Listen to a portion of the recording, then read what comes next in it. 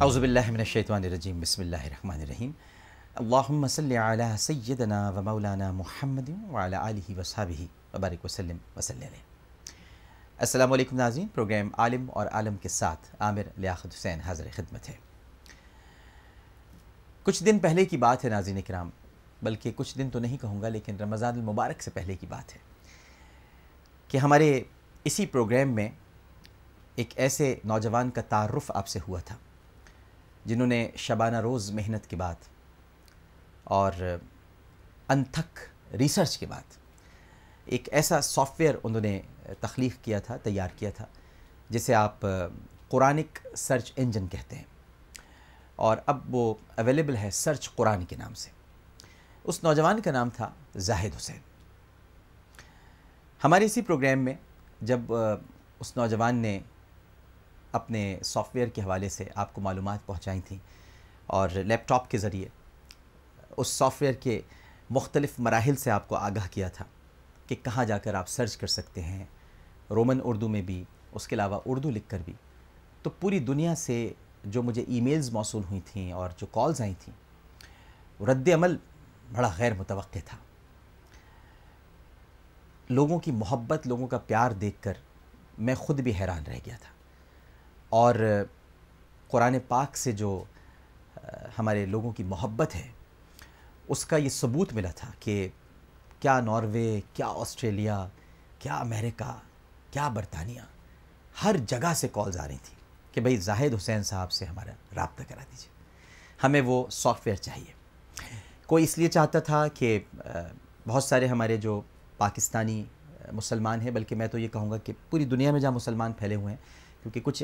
South Africa سے بھی calls آئی تھیں، کچھ عربز بھی رابطہ کرنا چاہ رہے تھے۔ اس کی وجہ یہ تھی کہ یہ مختلف کمیونٹی میں جو کمیونٹیز ہیں ان میں وہاں نشر و اشاعت کے فرائض انجام دیے جاتے ہیں، یعنی مساجد اور جو کمیونٹی سینٹرز ہیں، تو وہاں ہر زبان کے لوگ آتے ہیں پڑھنے کے لیے۔ جیسے کہ اب امریکہ ہے تو وہاں اگر کوئی مسجد اکنا یا اسنا والے بناتے ہیں تو لوکل کمیونٹی ہوتی ہے، اس میں اردو بولنے والے بھی ہوتے ہیں، ہندی بولنے والے بھی ہوتے ہیں اور انگریزی بولنے والے بھی ہوتے ہیں، تو انہیں ایسے سافٹ ویئرس کی تلاش رہتی ہے۔ تو کچھ ایسے لوگ تھے، کچھ لوگ وہ تھے جو یہ چاہتے تھے کہ وطن سے دور ہیں تو قرآن سے آگاہی حاصل کرنے کے لیے ایک بہترین طریقہ ہے کہ ہم کچھ لفظ لکھ کر اور ان کے بارے میں اگر ہم جاننا چاہتے ہیں کہ مثال کے طور پر قرآن پاک میں کہاں کہاں طلاق کا ذکر ہے، کہاں کہاں امر بالمعروف کا ذکر ہے، قرآن پاک میں کہاں کہاں حلال اور حرام کی بات کی گئی ہے، تو ہم کم از کم وہ لفظ لکھ کر ہم جان سکتے ہیں کہ اس کا تذکرہ موجود ہے کہ نہیں، اور اگر ہے تو کس انداز میں ہے۔ اسی طرح سے کچھ لوگ وہ تھے کہ جو قرآن جنہوں نے اب تک نہیں پڑھا ہے، اور ان کے لیے سافٹ ویئر ایک یعنی کہیے کہ صحرا میں بارش کا پہلا قطرہ تھا، اور وہ چاہتے تھے کہ کم از کم ابھی آغاز شروع کر دیں پڑھنے کا، کچھ جان لیں، کچھ سمجھ لیں، ہدایت کی کتاب ہے، کچھ عمل کی توفیق مل جائے۔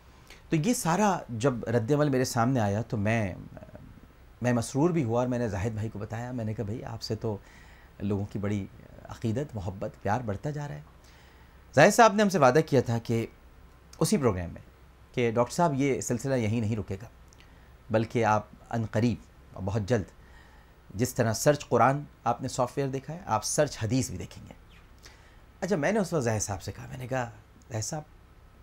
سرچ قرآن تو گو کہ آسان نہیں تھا، لیکن 30 پارے ہیں اور قرآن پر آلریڈی بہت کام ہوا ہے، لیکن یہ جو آپ حدیث پر کام کرنے جا رہے ہیں، اتنی موٹی موٹی کتابیں ہیں اور 6 کتابیں حدیث کی بڑی مستند،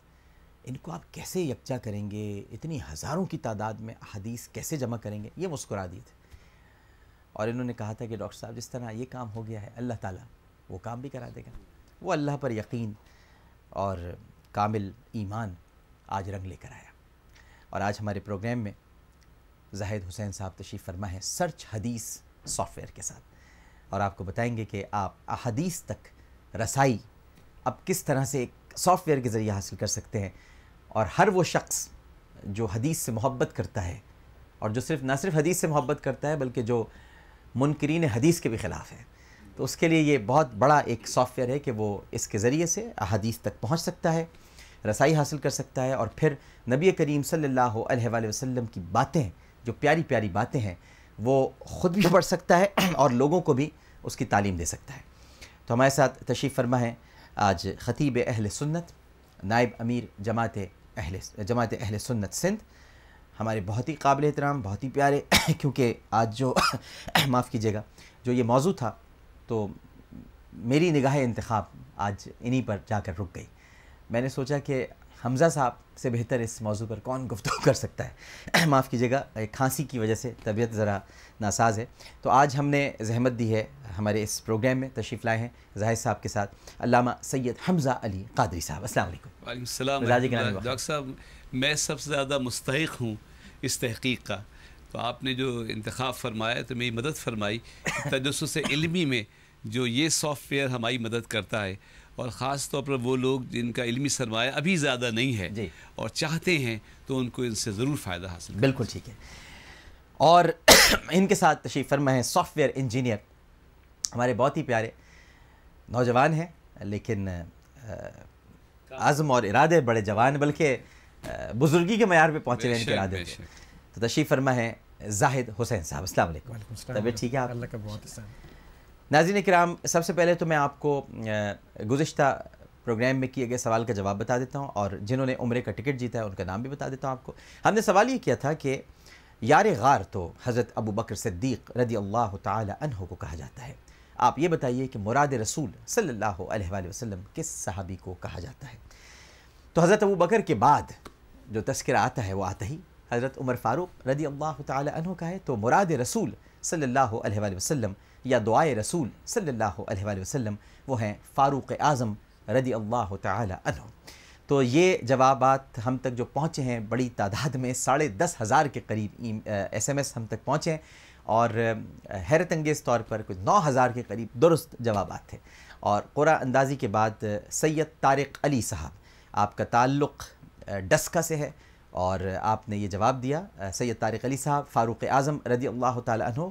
قرعہ اندازی کے بعد آپ کا نام آیا ہے، عمرے کا ٹکٹ آپ کو بہت بہت مبارک ہو۔ اور آج کا سوال بھی میں آپ سے کر لیتا ہوں اور اس کے بعد پھر ہم ایک وقفہ لیں گے، وقفے کے بعد پروگرام کو کنٹینیو کریں گے۔ آج کا سوال،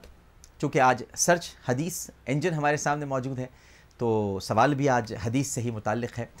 آپ کو بتانا ہے۔ سوال غور سے سن لیجئے کیونکہ پھر آپ ایس ایم ایس کی طرف راغب ہو جائیں گے، لہٰذا غور سے سنیے گا سوال۔ ام المومنین سیدہ عائشہ صدیقہ رضی اللہ تعالی عنہا، آپ نے یہ بتانا ہے کہ ام المومنین سیدہ عائشہ صدیقہ رضی اللہ تعالی عنہا کو علم حدیث میں عبور حاصل تھا۔ کیا آپ یہ بتا سکتے ہیں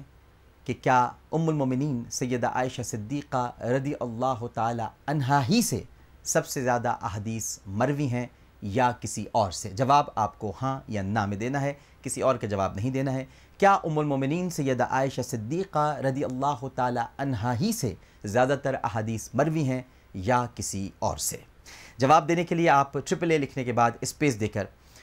ہاں یا نہ لکھیں اور 4646 پر سینڈ کر دیجئے، لیکن اپنا نام اور شہر کا نام لکھنا نہیں بھولیے گا۔ ایک وقفہ لیتے ہیں، وقفے کے بعد جب دوبارہ حاضر ہوں گے تو علامہ حمزہ علی قادری صاحب اور زاہد حسین صاحب سے گفتگو کا آغاز کریں گے، آپ کی لائیو کالز بھی پروگرام میں شامل کریں گے۔ السلام علیکم ورحمۃ اللہ۔